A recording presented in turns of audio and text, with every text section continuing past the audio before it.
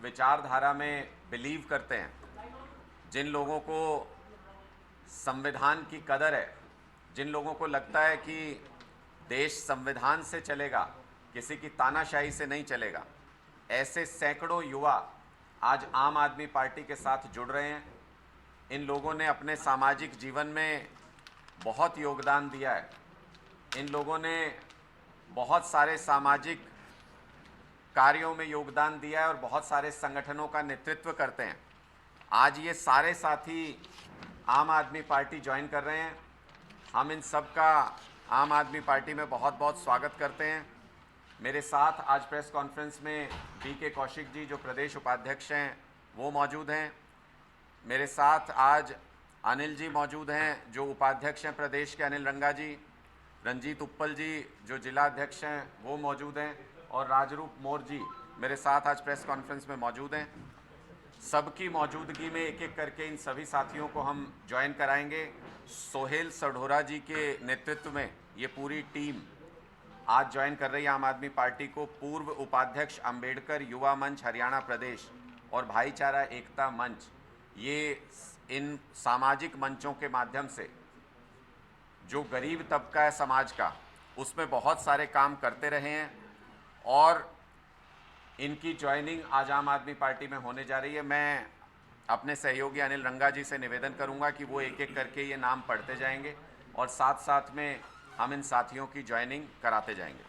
आप शुरू से पढ़ लीजिए, पीछे कर लो शेयर, सारे सब लोग पीछे कर लो, आगे से आ जाओ एक एक करके। जिस जिसका नाम लेना वो एक एक साथी आ जाए। दे दो पढ़ने इधर सारे पीछे कर लो, आप उधर से आ जाओ एक एक करके। सबसे पहले सोहेल सढोरा जी। ये लाइट ना छेड़ो इधर। सोहेल सढोरा जी, पूर्व उपाध्यक्ष अंबेडकर युवा मंच हरियाणा, किसान मजदूर कांग्रेस कमेटी के सदस्य। इनके साथ राहुल मंगलाई जी, सीनियर कार्यकर्ता अंबेडकर युवा मंच। बहुत बहुत स्वागत। श्री अश्वनी नारायणगढ़ जी, संदीप बरवाल जी, श्री राजेश नारायणगढ़ जी, गुलशन बिंजलपुर जी, जसबीर सिंह जी, राहुल सढोरा जी, श्री रवि मथानिया जी, आते जाओ एक एक करके। बहुत बहुत स्वागत है आप सबका, बहुत बहुत स्वागत। श्री अमन संबालखा जी, आगे बढ़ते रहे। नवीन जी, सीनियर कार्यकर्ता अंबेडकर युवा मंच, श्री संदीप संबालखा जी, बहुत बहुत स्वागत। मनीष बाल छप्पर जी, विक्रम धनानी जी,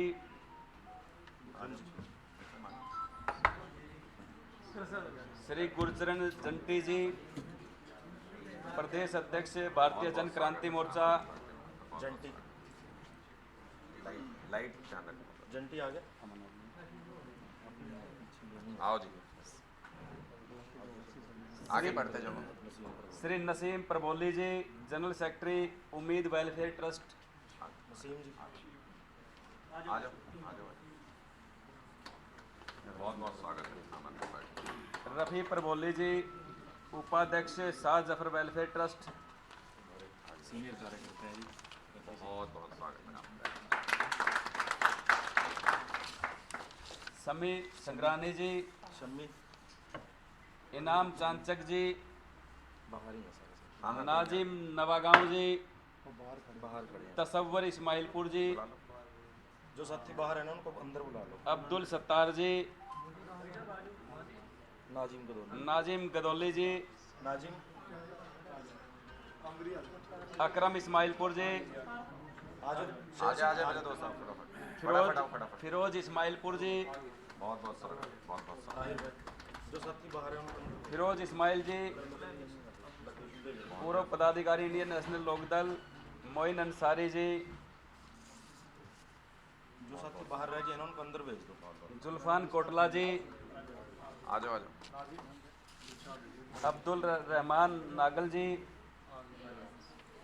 बहुत बहुत इलियास जैदपुर जी, कुर्बान जी, भाईचारा एकता हरियाणा मंच,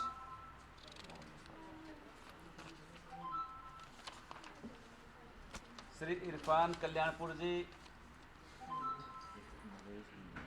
एक नरेश कुमार धीन जी नेल्लो छोड़ करके आज आम आदमी पार्टी ज्वाइन कर रहे हैं। नरेश कुमार जी आइए, बहुत बहुत स्वागत है आपका हमारी पार्टी, बहुत बहुत स्वागत है। नसीम जी भी जो नल्ले से हैं और हाँ। रफी भी नल्ले से हैं। ठीक, बहुत बढ़िया। आ जाओ बाकी साथी जो रह गए हैं, आ जाओ।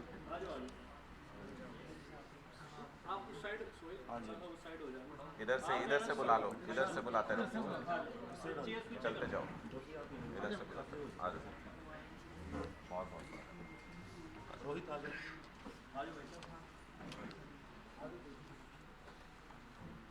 बहुत बहुत स्वागत। बहुत बहुत स्वागत।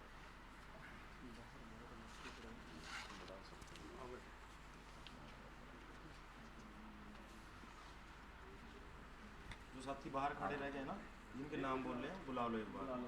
चलो सबकी तो मैं बाहर ज्वाइनिंग करा दूंगा, सारे साथियों की तो।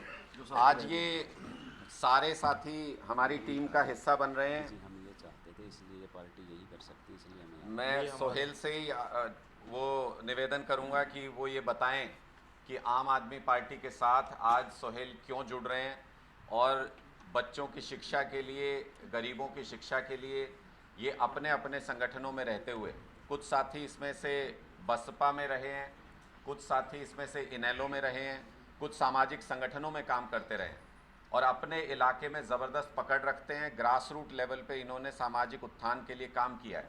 ये क्यों आज आम आदमी पार्टी में शामिल हो रहे हैं, मैं सोहेल सढोरा जी से निवेदन करूंगा कि वो अपनी बात रखें। जी बहुत बहुत धन्यवाद सभी मीडिया बंधुओं का। और आज हम धन्यवाद करते हैं हमारे बीच में जो हमारे सीनियर साथी, हमारे नेता हरियाणा के भाई अनुराग डांडा जी, साथ में अनिल रंगा जी, अनिल पंजेट्टा जी, जिन्होंने हमें मार्गदर्शन किया समय समय पर। पहले भाई अनिल रंगा जी बसपा में जब थे, इन्होंने समय समय पर हमारा मार्गदर्शन किया और आज भी कहीं समाज के लिए जरूरत पड़ती है तब भी हमारा मार्गदर्शन करते रहते हैं। लगातार समाज के बीच में जो एट्रोसिटी बढ़ रही है, जो देश के हालात हो गए हैं, एक तानाशाही की तरफ जो ये देश चल दिया है, फांसीवाद की तरफ ये देश चल दिया है, उस चीज़ को देखते हुए हम एक सामाजिक कार्यकर्ता के रूप में बड़े चिंतित थे और इस चिंता को इतना अंदर झेल रहे थे कि अब वो समय आ चुका था कि इस देश की तानाशाही सरकार के खिलाफ खड़ा हुआ जाए। और इस देश के अंदर जब तानाशाही सरकार के खिलाफ खड़ा होने की बारी आती है तो हमने सभी तरफ नज़र घुमाई, सभी तरफ देखा, देश की सभी पार्टियों की तरफ देखा, तो देश की सभी पार्टियों में से हमें एक ही मात्र पार्टी ऐसी दिखी जो आज देश के अंदर देश के मुद्दों के ऊपर काम कर रही है।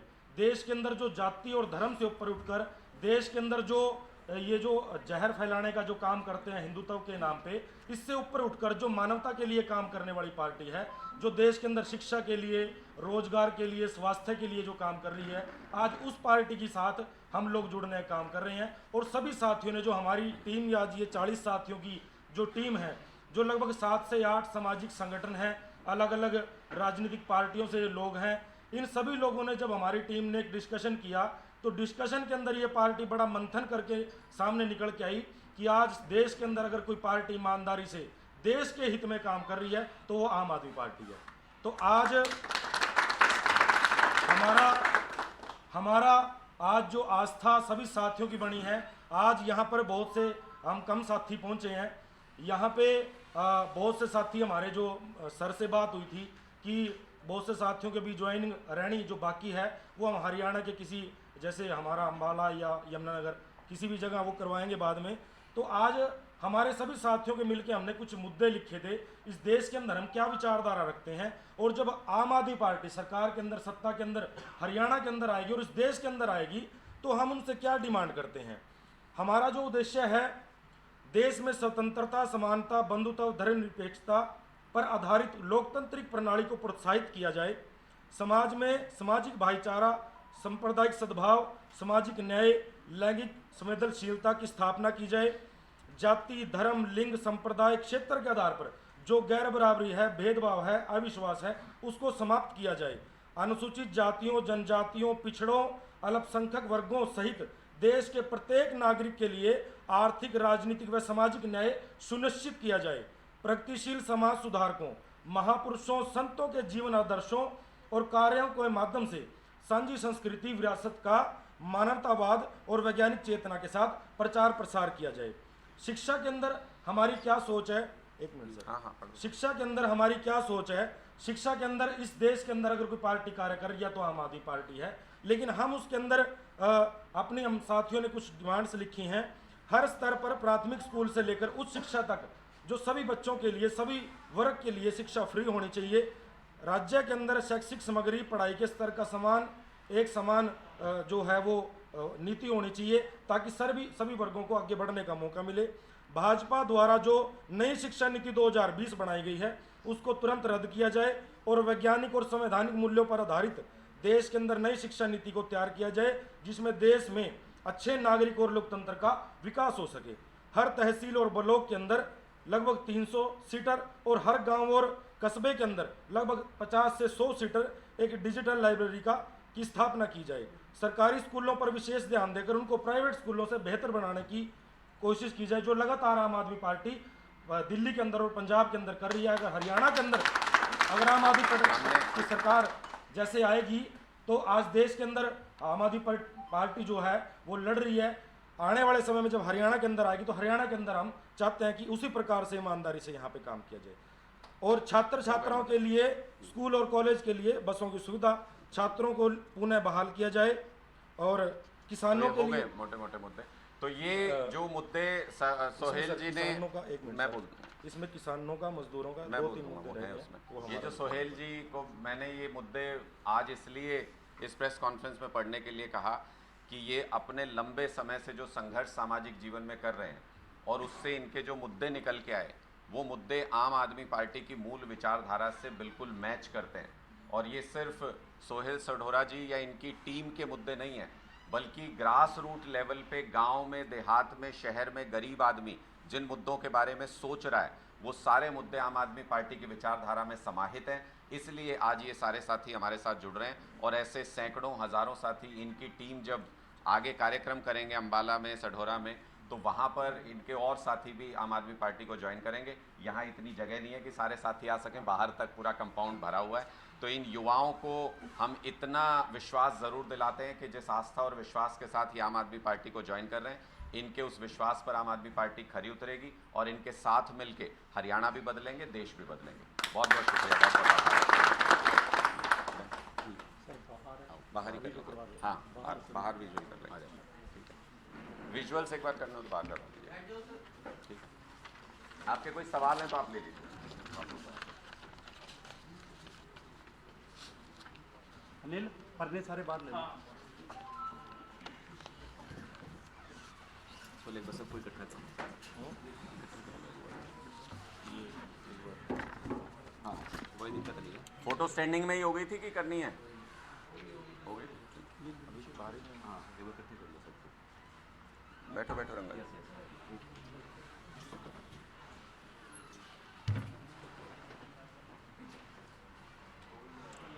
आप लोगों के कोई सवाल हैं तो आप पूछ सकते हैं। सर, चुनाव प्रचार चल रहा है और अब आपके सहयोगी दल ने उम्मीदवार उतार दिए मैदान में। जरा आप किस तरीके का समीकरण हरियाणा में इस बार 2024 के लोकसभा चुनाव में देखते हैं?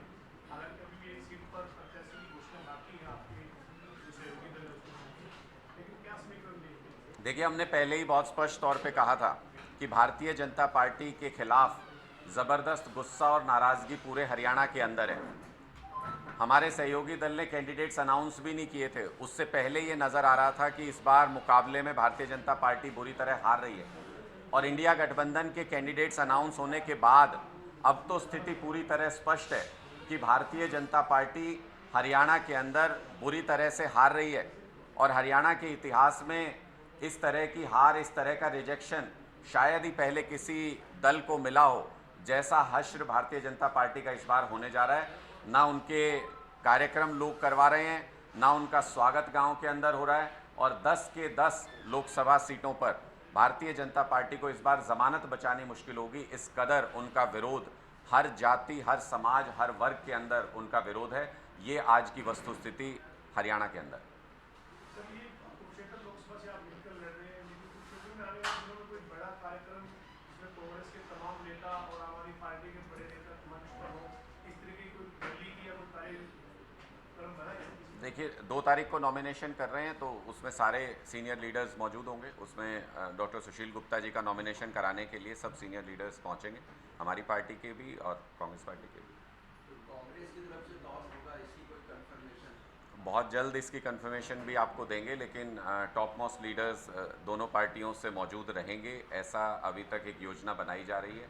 और कल इसका फॉर्मल अनाउंसमेंट कि कौन कौन लोग मौजूद होंगे और किस तरीके से प्रोसेशन कैसे होगा और नॉमिनेशन कैसे होगा, उसकी सारी जानकारी मीडिया के साथ कल साझा करेंगे। बाकी 9 लोकसभा है जो कुरुक्षेत्र को छोड़कर सर, वहाँ आम आदमी पार्टी का कार्यकर्ता, आम आदमी पार्टी के नेता जो है वो आपके सहयोगी दल के साथ मिलकर कांग्रेस को लेकर। हम पूरी तरह से इंडिया गठबंधन के प्रति प्रतिबद्ध हैं और हमने शुरू से ये कहा है कि हमारा टारगेट कोई एक लोकसभा सीट जीतना नहीं है। हमारा टारगेट 10 की 10 लोकसभा सीटों पर भारतीय जनता पार्टी को बुरी तरह हरा करके बोरिया बिस्तरा समेट के भेजना है। इसलिए हर लोकसभा पर हम उम्मीदवार अनाउंस होने का इंतज़ार कर रहे थे। हर लोकसभा पर अपने कार्यकर्ताओं की एक संयुक्त बैठक करा के सारे कार्यकर्ताओं को टारगेट्स दिए जाएंगे और पूरी ताकत के साथ जो इंडिया के कैंडिडेट्स अनाउंस हुए हैं हरियाणा में, उन सभी की मदद की जाएगी। करनाल चुनाव को लेकर आपकी पार्टी का रणनीति कैसी से चुनी? गठबंधन में, इंडिया गठबंधन में क्या कांग्रेस उम्मीदवार उतारने जा रही है, क्या मसला है? देखिए, हमने बहुत स्पष्ट तौर पे कहा है कि ये जो उपचुनाव है ये थोपा गया उपचुनाव है। ये इसका कोई कानूनी स्टेटस के हिसाब से ये चुनाव फिट नहीं बैठता है। और जो चुनाव आयोग ने जिस तरीके से इस केस को प्रेजेंट किया है उसके आधार पे कोर्ट ने कुछ निर्णय ज़रूर किया है, लेकिन हम इस बात से बिल्कुल सहमत नहीं है कि 3 महीने के लिए विधानसभा चुनाव कराया जा सकता है। ये हमारे तय कानूनों नियमों के खिलाफ है। आम आदमी पार्टी इस वक्त लोकसभा चुनाव पे पूरी तरह से कंसंट्रेट कर रही है, इसलिए करनाल उपचुनाव के बारे में आम आदमी पार्टी अभी कोई फैसला नहीं ले रही है। आम आदमी पार्टी वहाँ पर न्यूट्रल स्थिति में रहेगी, क्योंकि अभी हम पूरा कंसंट्रेशन अपने लोकसभा चुनाव पर कर रहे हैं। आम आदमी पार्टी अभी लोकसभा चुनाव पर कंसंट्रेट कर रही है, इसलिए करनाल विधानसभा उपचुनाव के बारे में हमारी कोई राय नहीं है अभी। सर, मिसेस केजरीवाल भी कुरुक्षेत्र दौरे पे या बाकी कांग्रेस के प्रचार के लिए हरियाणा में आएंगे? जी बिल्कुल आएंगे। सुनीता केजरीवाल जी, बहुत जल्दी उनका शेड्यूल अनाउंस होने वाला है। सुनीता केजरीवाल जी भी आएंगी, संजय सिंह जी भी आएंगे प्रचार करने के लिए, भगवंत मान जी के भी आगे के कार्यक्रम लगेंगे। सारी जो टॉप मोस्ट लीडरशिप है, आम आदमी पार्टी पूरी ताकत के साथ कुरुक्षेत्र लोकसभा चुनाव लड़ रही है और पूरी ताकत झोंकेंगे। सर, ये बीजेपी नेता कह रहे हैं कि कांग्रेस या इंडिया जो गठबंधन बना है हरियाणा में, ये स्थिति में गठबंधन बना है कि दोनों के पास कुछ है नहीं। पंजाब में जाकर देखेंगे तो दोनों अलग अलग लड़ रहे हैं, हरियाणा में आएंगे तो एक होकर लड़ रहे हैं, तो इनका कुछ है नहीं, कुछ बढ़ेगा नहीं चुनाव में नतीजों। देखिए, भारतीय जनता पार्टी को ये समझना होगा कि ये चुनाव वो किसी गठबंधन या किसी दल के खिलाफ नहीं लड़ रहे हैं। ये चुनाव वो भारत की जनता के खिलाफ लड़ रहे हैं। ये चुनाव जनता वर्सेस भारतीय जनता पार्टी है और पूरे देश की जनता को ये समझ में आ गया है, चोर मचाए शोर वाली स्थिति है। पूरे देश को ये समझ में आ गया है कि ये तानाशाही भी करते हैं और उसके बाद किसी को बोलने भी नहीं देते हैं, तो उसका बदला लोग वोट से लेंगे, जुल्म का जवाब वोट से देंगे। और इसलिए भारतीय जनता पार्टी ये चिंता करना छोड़ दे। पहले कह रहे थे उम्मीदवार अनाउंस नहीं करते, उम्मीदवार अनाउंस नहीं करते, अब उम्मीदवार अनाउंस कर दिए तो लिए नहीं पड़ रहे इनसे, तो ये अब दूसरी भाषा बोलने लगे। तो इसलिए अपने चुनाव की चिंता करें। ये जो गांव में घुस नहीं पा रहे, जो इन्होंने जितना सम्मान अपने लिए कमाया है कि गांव के लोग इनका गांव में बहिष्कार कर रहे हैं, उसके बारे में चिंता करें। जो इनके सहयोगी दल इनको छोड़ के चले गए, उसके बारे में चिंता करें। जो मोदी जी के नाम पे इनको इस बार वोट नहीं मिल रहा, उसके नाम पे चिंता करें। 400 पार का दावा भूल जाने के बाद 40 पार का संकट इनके सिर पे मंडरा रहा है, उसके बारे में चिंता करें। भारतीय जनता पार्टी के लिए इस वक्त भारत की राजनीति में ये सबसे बुरा समय, लोगों ने इनको पूरी तरह से रिजेक्ट कर दिया है, इनके top most leader Narendra Modi ji को भी और भारतीय जनता पार्टी की विचारधारा को। हरियाणा में छठे चरण में चुनाव है 25 मई को, लेकिन अभी जिन चरणों में चुनाव हो रहा है, क्या आप मानते हैं, आपको ऐसा कुछ इनपुट्स है कि स्थिति खराब है, 400 पार विलक्ष्य में कहीं किसी तरह का संकट है जो आपकी बात कह रहे हैं? बिल्कुल पूरे कॉन्फिडेंट हम इस बात को लेकर के हैं। हमने पहले 2 दौर की जो वोटिंग हुई है उसका एनालिसिस किया है। भारतीय जनता पार्टी जहां जहां पर वो पिछले चुनाव में जीते थे वहाँ बहुत बुरी तरह परफॉर्म कर रही है। जिन स्टेट्स के अंदर पूरी सीटें भी भारतीय जनता पार्टी ने पिछली बार ली थी, उनमें भी बहुत बुरी तरह परफॉर्म कर रहे हैं। शायद इसी का ये कारण है कि जो प्रधानमंत्री जी पहले कहते थे बीजेपी 400 पार, आजकल वो 400 पार अपनी स्पीचेस में बोलना भूल गए हैं, क्योंकि उनको इनपुट दिया गया है कि ये 400 पार के अहंकार ने मटिया मेट कर दिया भारतीय जनता पार्टी का पूरा कैंपेन। ना वो अपनी स्पीच में 400 पार का नारा देते हैं आजकल, साथ ही बीजेपी बोलना भी भूल गए हैं। आजकल वो एनडीए की बात करने लगे हैं और कई बार अपनी स्पीच में आजकल कहते हैं कि इंडिया गठबंधन आ गया तो इनके इतने प्रधानमंत्री बनेंगे, 5 साल में इतने प्रधानमंत्री बनेंगे। तो इसका मतलब उनको चिंता तो सताने लगी है कि इंडिया गठबंधन आ रहा है और प्रधानमंत्री कौन होगा कौन नहीं होगा। आजकल प्रधानमंत्री नरेंद्र मोदी जी को ये चिंता सता रही है। इसका स्पष्ट संदेश है, उनके पास भी फीडबैक यही है कि ग्राउंड से उनका सफाया हो चुका है, लेकिन झूठे अहंकार में, जैसे आज तक पिछले 10 साल तक भारतीय जनता पार्टी जीती रही, उसी झूठे अहंकार में अगले कुछ राउंड वोटिंग के और इस झूठे अहंकार में जीना चाहते हैं। तो उनको उनका ये अहंकार मुबारक। जनता ने अपना जवाब देना शुरू कर दिया है। बाबा साहब के संविधान की तरफ भारतीय जनता पार्टी ने आंख उठाई थी। लोग उंगली दबा दबा के वोटिंग मशीन पे उन आंखों की रोशनी छीन लेंगे, इतना हमें पूरा यकीन है। Thank you. सभी साथियों का आज की इस प्रेस कॉन्फ्रेंस में बहुत बहुत स्वागत है। आज आम आदमी पार्टी में एक बहुत बड़ा जुड़ाव